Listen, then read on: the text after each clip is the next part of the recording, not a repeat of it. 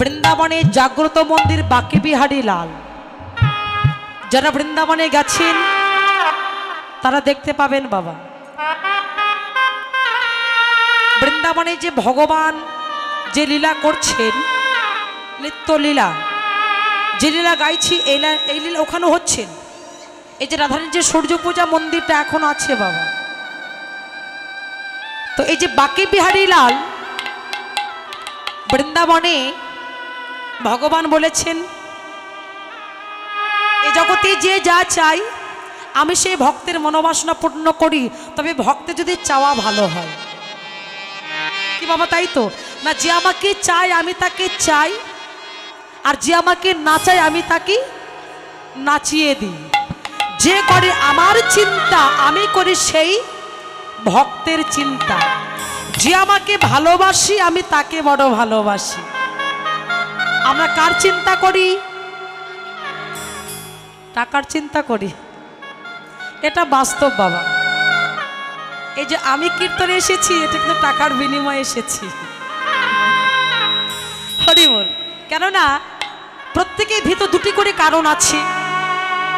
একটা হচ্ছে টাকার বিনিময়ে এসেছি, এটা হচ্ছে জীবিকা নির্বাহ হবে। কেননা টাকা ইনকাম না করলে বাবা আমার পিছনে যে বসে আছে এরা যদি না থাকতো, আমার কীর্তনে পারিষদ যদি না থাকে বাবা, দল যদি না থাকে, তাহলে আমার কীর্তন কি হয়?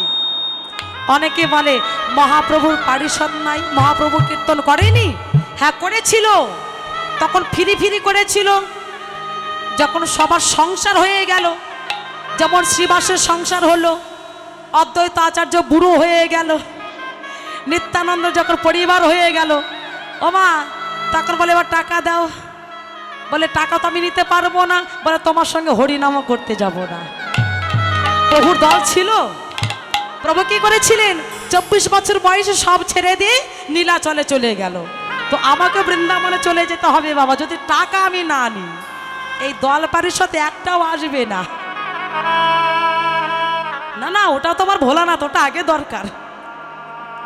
হরি বল। আরে ও ভোলা ঝোলানে বসে আছে যে তো টাকা ধরার জন্য। আশীর্বাদ করবেন। কপালে জুটেছে একটা ভোলানাথ, কি আর করব।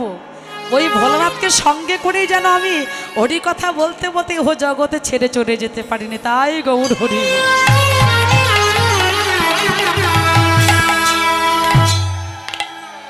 তো বৃন্দাবনে জাগ্রত মন্দির বাঁকে বিহারী লাল, আমি ছোট্ট একটি বাস্তব ঘটনা বলবো, হয়তো আপনারা শোনেননি।